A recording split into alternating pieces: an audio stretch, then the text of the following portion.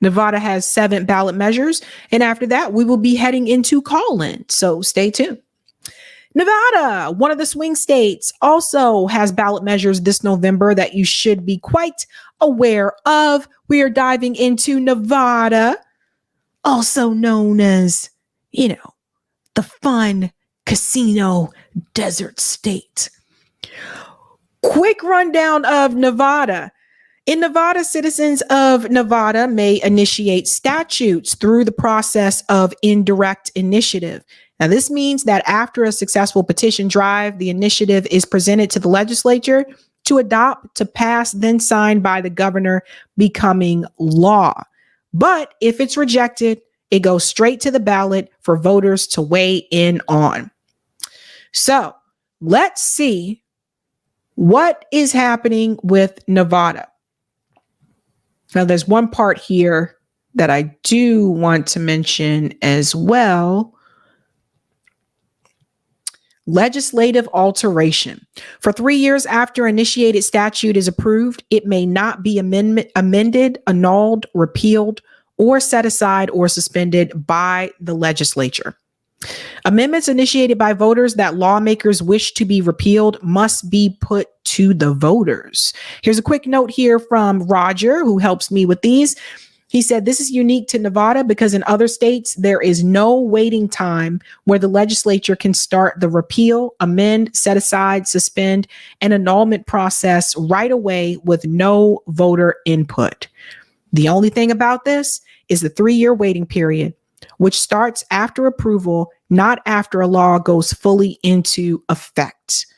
Sometimes it takes years before a law realizes full implementation. So I do that and stretch that 3 years to a decade of full implementation.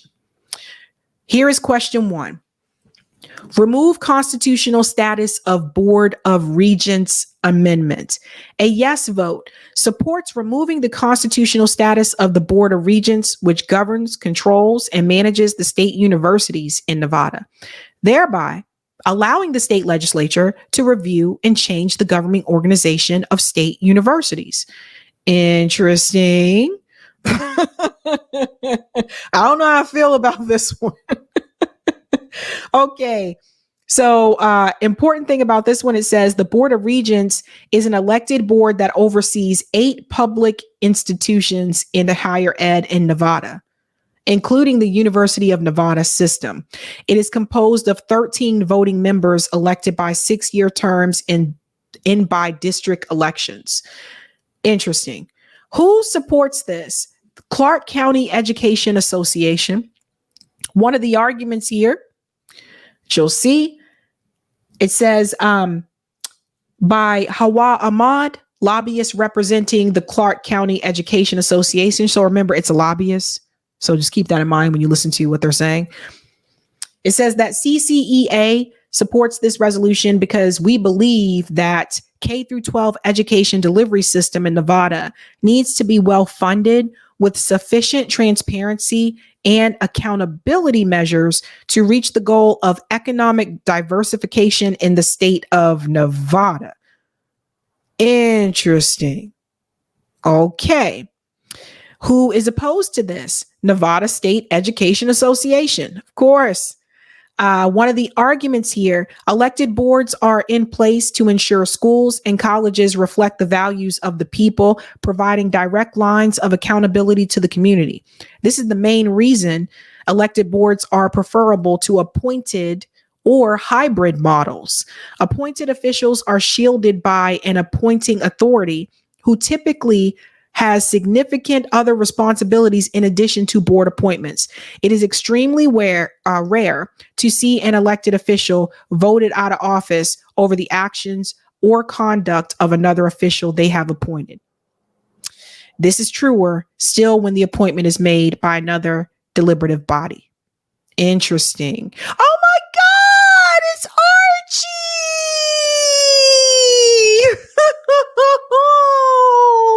Archie! Oh my God, for people who don't know, I love Archie comics. Holy smokes. As soon as I saw Archie's face pop up, I used to read Archie comics when I was growing up. I would spend my allowance money on this kid. on Archie and Betty and Veronica. Hell yeah. Sorry. Okay, let's get back to the ballot measure. I'm sorry, guys. I just saw Archie's face pop up and I like, whoa. Campaign money. There's been no money spent to support or oppose that measure. A note from Roger said, more interested in your opinion, Sabs, since it's right up your alley. Yeah, I don't know how I feel about this. I don't know that I would vote in favor of this. This one here with the government control. I don't know. I don't think I would support that. That's just my take. Question 2. Revising language related to public entities for individuals with mental illness, blindness, or deafness amendment. A yes vote supports revising language in the state constitution related to public entities that benefit individuals with mental illness, blindness, or deafness. So let's look at this a little bit closer, okay? Let's I want to see something here. So who supports this? State Senator Robin Titus. One of the arguments is, I'm aware that when the Nevada Constitution was written, different terminologies were used to describe persons with disabilities or a mental illness. However, more than 156 years after Nevada was admitted into the Union, it is time to give these words a more critical look. We should change them to contemporary language that is not deemed to be discriminatory or narrow. That's interesting. There's no opposition to this. So that's very telling. And no money spent to support or oppose it, right? Interesting. What's up, Athos? Athos says, I'm in Vegas. What's up? Party over here. What else did you... This state is going to turn red. Yeah, that's kind of the gut feeling I get, right? Interesting. Okay, 3. All right, guys, this is another state that has ranked choice voting. Top 5 ranked choice voting initiative for Nevada. A yes vote supports establishing open top 5 primaries and ranked choice voting for general elections. Now, this would apply to congressional, gubernatorial, state executive, official, and state legislative elections. All right. Let's break this down. Top 5 primaries. This establishes top 5 primaries for a partisan office. With ranked choice voting, it will establish ranked choice voting for general elections for partisan office. Okay. So what it says here is that at the general election, voters would elect state and federal candidates using ranked choice voting. For state executive, legislative, and congressional elections, voters would rank the 5 candidates that advance from their top 5 primaries. Okay, so this one gets a little tricky. I hate, like, the way they word ranked choice voting on these ballot measures is really annoying to me, because I feel like they explain it in a way that makes people confused. And I worry, we've gone over this one before, the way they're trying to do this, these top 5 primaries, I'm not sure that this would help. I'm not sure that this would help third parties. That's what I'm concerned about, because this top 5 in the primary, that could, it said a candidate need a simple majority of the vote, 50% plus 1, to be declared the winner of an election. If no candidate wins a simple majority of the vote, the candidate with the fewest votes would be eliminated. The candidate with the fewest votes would be eliminated, which would probably be the people who are third parties. People who voted for that candidate as their first choice would have their votes redistributed to their next choice. The tabulation process would continue as rounds until a candidate receives a majority of the vote and is declared winner. Let me see if who supports this. Wynn Resorts, of course, casino. Organizations Institute for Political Innovation, represent us, represent women, vote Nevada. One of the arguments here is that ranked choice voting is sweeping the nation, and it's not hard to see why. This simple change to our election benefits the voters, not the political establishment or special interest. Okay, but I'm wondering about this top 5 primary. That's the part that throws me off a little bit. And I just, Eric said that's pretty standard RCV methodology. Okay, I guess it's better to have it than not to have it, right, guys? Okay, and who is opposed to it? Of course, politicians. Oh my God. Okay. Democrats and one Republican politician are opposed to it. So I think that's your answer, folks. So if I was in Nevada, I would vote in favor of this ranked choice voting. Oh, buddy. And also Governor Steve Sisolak is also opposed to this. The Nevada State AFL-CIO, Let Nevadans Vote, Battle-Born Progress. And one of the arguments here from Protect Your Vote Nevada, this petition you're being asked to sign doesn't do what supporters say it does. Instead, it's about out-of-state corporate billionaires trying to influence our elections. Their petition would make our elections unnecessarily confusing, complicated, and riddled with errors. Honey, the billionaires already fund and control both parties. So get out of here. Oh my God. Check it out, fam. There's over $19 million spent to support it and over $2 million to oppose. Interesting. And there's another one here. Note from Roger, he said, unless there is a competitive, robust public financing of elections, this can crowd out alternative parties too. Yeah, it's tricky. I mean, it's like, but that could be Nevada's only chance to get ranked choice voting. I mean, it didn't pass here in Massachusetts, and I wish it would have. Question 4, remove slavery as punishment for a crime from the Constitution Amendment. This is a big one. It's still there, right? It's still there. A yes vote supports repealing language from the Nevada Constitution that allows the use of slavery and involuntary servitude as criminal punishments. Yeah, buddy. We're going back to the old school paperwork. Some of these things are still there, right? And it tells you 8 states, Arkansas, Indiana, Kentucky, Minnesota, Mississippi, Nevada, North Dakota, and Wisconsin have constitutions that include provisions prohibiting enslavement and involuntary servitude, with the exception of criminal punishment. These additional states, California, Georgia, Iowa, Kansas, Louisiana, Michigan, North Carolina, and Ohio, have constitutions that include provisions permitting involuntary servitude, but not slavery as a criminal punishment. It's crazy when you think about it. Who supports this? Democrat politicians, Dallas Harris, Patricia Spearman, etc. Organizations, ACLU of Nevada, Abolish Slavery National Network.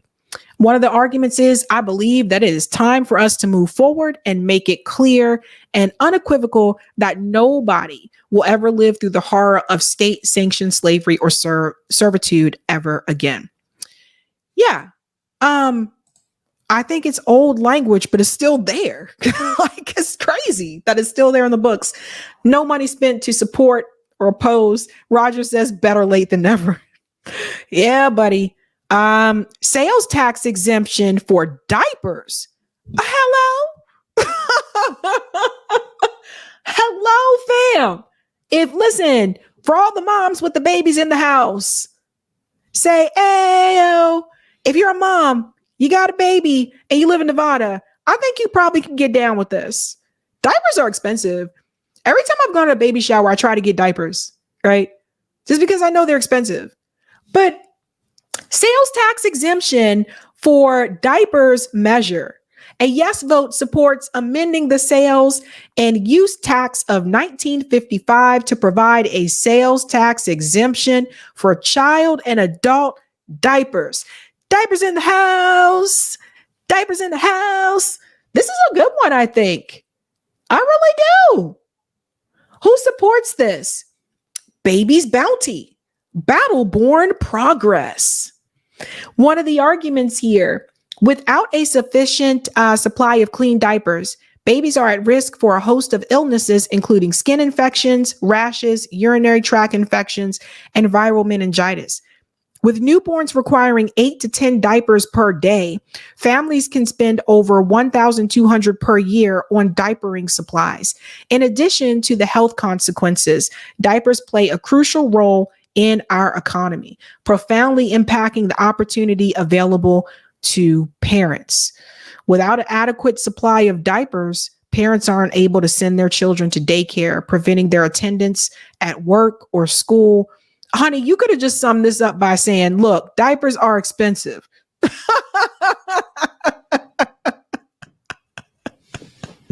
you ain't had to go into all that. But I think it's a good idea. And there is no money spent to support or oppose it. So there you go, Nevadans. And then we're not going to read that from Roger. Question 6, right to abortion initiative. This is very telling too, because see, some of these states where Kamala's rallying about the abortion measure, in a state like Georgia and Nevada, where it's on the ballot, they may not necessarily feel as empowered to come out and support her on that message because they already have it on their ballot. Something to think about there. Anywho, a yes vote supports providing a state constitutional right to an abortion, providing for the state to regulate abortion after fetal viability, except where medically indicated to protect the life or health of the pregnant patient. The amendment would establish that this right will not be denied, burdened, or infringed upon unless justified by a compelling state interest, which is defined as an interest which is limited exclusively to the state's interest in protecting, maintaining, or improving the health of an individual who is seeking abortion care that is consistent with accepted clinical standards of practice. Under this measure, fetal viability is defined as the point of pregnancy when there is a significant likelihood of the fetus sustained survival outside the uterus without the application of extraordinary medical measures in the professional judgment of the patient's health practitioner. So let's check this out. We need to see how much money spent for this one. Who supports this? Of course, Kamala Harris supports this. All Democrats, basically. And you'll see U.S. senators too. Look, Jackie Rosen, Stephen Horsford, Susie Lee, right? And of course, state representatives as well. The ACLU of Nevada also supports this. Feminist Majority Foundation, Human Rights Campaign, NAACP Las Vegas, Nevada Women's Lobby. And one of the arguments here, we are in a crisis like we've never been before with reproductive freedom all over the country, including here in Nevada. States like ours, which have statutory protections, which are awesome, need to expand those protections by putting covenant protections in our state constitution. Okay, who's opposed to this? One politician. It's interesting. It's one compared to all the other ones. State Representative Ken Gray. You know what's interesting? That none of the other Republican congressmen decided to oppose it. Makes you wonder about that. Candidates, Sam Brown, Republican, he's a candidate for U.S. Senate. And organizations, Nevada Right to Life, Priests for Life, Students for Life Action. One of the arguments, as a woman, nothing makes me angrier than Democrats taking one of the most difficult and traumatic decisions a woman can make and using it for political fodder, scaring women. It's despicable.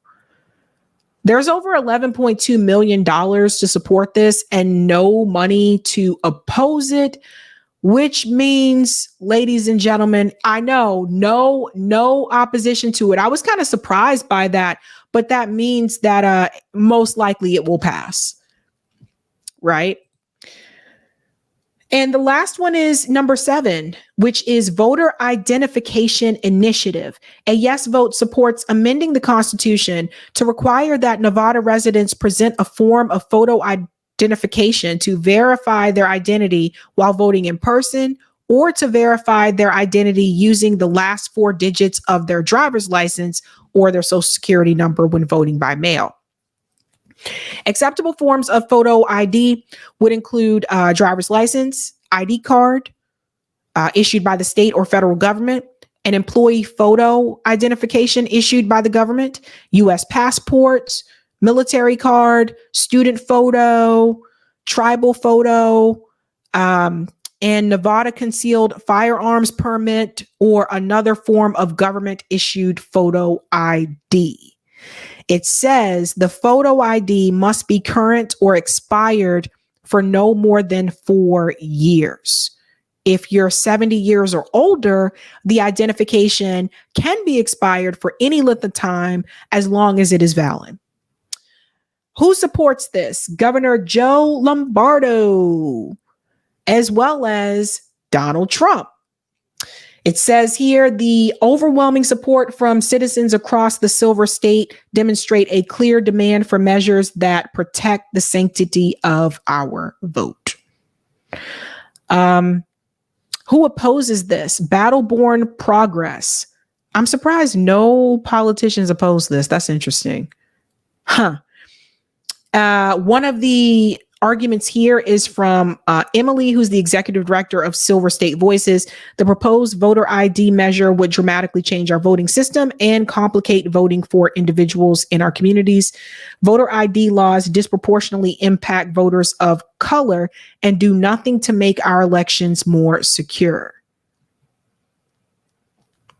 I'm surprised that no politicians oppose that. So there's over $1.8 million spent to support it and $0 spent to oppose it. And that's Nevada, folks.